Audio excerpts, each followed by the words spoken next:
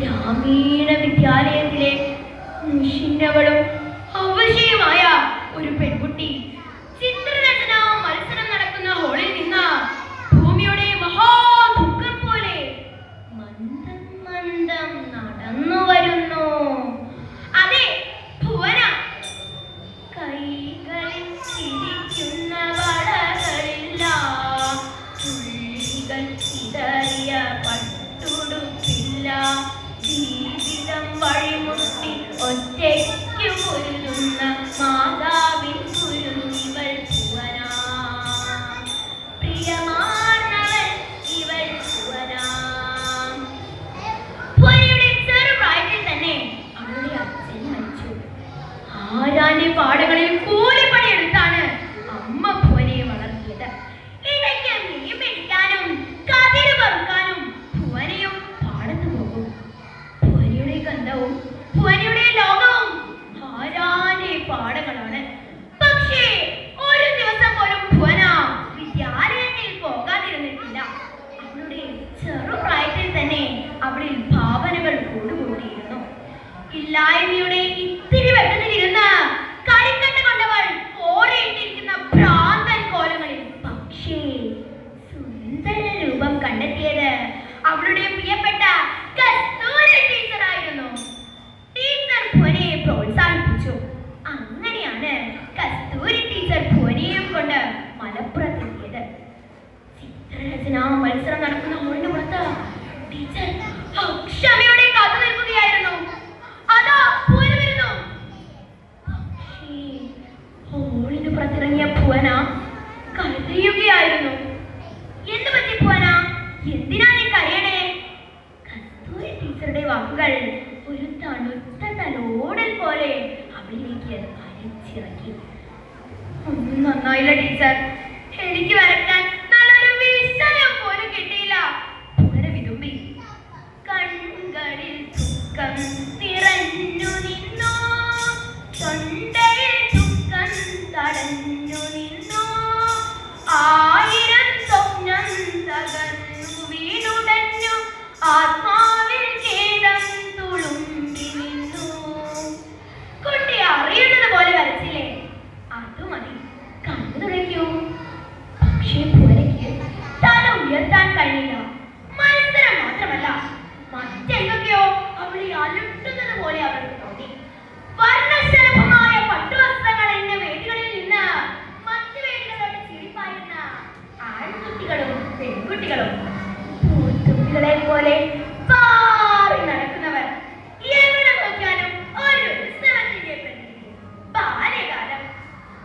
സ്വപ്നത്തുമ്പികൾ പാറും കാലം. ഇളം മനസ്സിൽ ചിത്രങ്ങൾ നിറയും കാലം.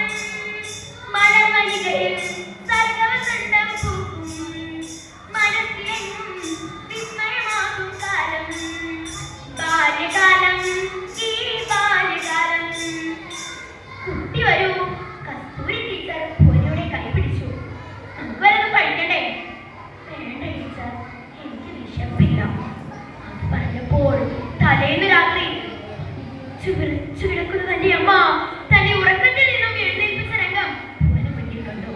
ഭുവന ഭുവന ഭുവന ഓർമ്മകളിൽ നിന്നും എഴുന്നേറ്റു. എന്താ കുട്ടി ഇത് കഴിക്കാതിരിക്കണേ? രാവിലെ പോലും ഒന്നും കഴിക്കാത്തതല്ലേ? നിറച്ച് കഴിക്കണം കേട്ടോ. ചോറുണ്ടായി വെച്ചതേ. ചിറക്കൽ പഠിക്കൽ പാടത്ത് പനി കൊണ്ടാക്കാതെ കൊയ്തു തളരുന്ന അമ്മയുടെ മുഖം ഭുവനയുടെ തൊണ്ടയിൽ കണ്ണലിന്റെ ഭൂമി തീർത്തു. അവൾ പറഞ്ഞു, ടീച്ചർ, എനിക്ക് മതി, നമുക്ക് പോവാം. മടങ്ങേ റിസൾട്ട് അറിയാതെ. ഭുവനയുടെ ആ കുഞ്ഞു മനസ്സിൽ വീണ്ടും മത്സരങ്ങൾ നിറഞ്ഞു. താൻ എന്താണ് വരച്ചത്? യുദ്ധവും വർഗീയ പോരുകളും ഒട്ടുകൾ തീരും തെരഞ്ഞെടുപ്പും എല്ലാം വരയ്ക്കുവാൻ കുട്ടികളോ തയ്യാറെടുപ്പോടെ വന്നിരുന്നു. ബെല്ലടിച്ചു. ഹാൾ നിശബ്ദമായി. തുടർന്ന് അധ്യാപകന്റെ അനൗൺസ്മെന്റ്. മത്സര സമയം 2 മണിക്കൂറാണ്. നിങ്ങൾ ഇഷ്ടമുള്ള വിഷയത്തെ കുറിച്ച് വരയ്ക്കാം. തികച്ചും പുതുമ ഓർമ്മയുള്ള എന്തെങ്കിലും വരയ്ക്കണം കേട്ടോ. കസ്തൂരി ടീച്ചറുടെ മക്കൾ പെട്ടെന്ന് അവിടേക്ക് ഓടിയെത്തി. സമയം കഴിഞ്ഞുകൊണ്ടിരിക്കവേ അവളുടെ മുന്നിലൊരു രൂപം പ്രത്യക്ഷപ്പെട്ടു. ചിറയ്ക്കൽ പഠിക്കൽ പാടത്ത് ഒരു വെയിലത്ത് തലയിൽ തോർത്തും കെട്ടി അമ്മ കൊയ്യുന്നു. താഴെ മണ്ണിൻ ചൂതനിറം കതിരുകളോലും തങ്കനിറം പാവമെന്നമ്മയ്ക്കാഴലിൻ നിറം ആകാശത്തിനു താരനിറം. വെയിൽ കത്തി അമർന്നു തുടങ്ങിയ ആ നിമിഷത്തിൽ ഒരു ഉഷ്ണകാറ്റിന്റെ വേഗത്തിലാണ് കസ്തൂരി ടീച്ചർ പാടി വരുന്നത്. ഭുവന കണ്ടത്.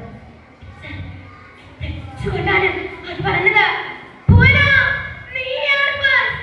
വാനിൽ മുത്തിരി കത്തിയോ, അരിവിൽ അരവ മുറുകിയോ, ഭൂമിയിൽ തുകലിടർന്നുവോ, താഴ്വരകൾ മുന്നിൽ പാടിയോ. താഴെ നിന്നുകൊണ്ട് കൊടുക്കവേ കസ്തൂരി ടീച്ചറുടെ തൊണ്ടയിടറി. എനിക്കറിയാമായിരുന്നു. തുടർന്ന് വേദിയിൽ സമ്മാനദാന ചടങ്ങ് ആരംഭിച്ചു. അറിയിപ്പ് വന്നു.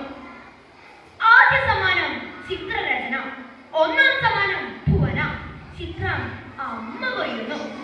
തുടർന്ന് വിധികർത്താക്കൾ രേഖപ്പെടുത്തിയ അഭിപ്രായവും വായിച്ചു. ഭുവനയുടെ ചിത്രം മറ്റുള്ളവരിൽ നിന്നും തികച്ചും തനിമയാർന്നതും വ്യത്യസ്തമാർന്നതുമാണ്. അറിയാത്ത ആകാശങ്ങളെക്കാൾ കല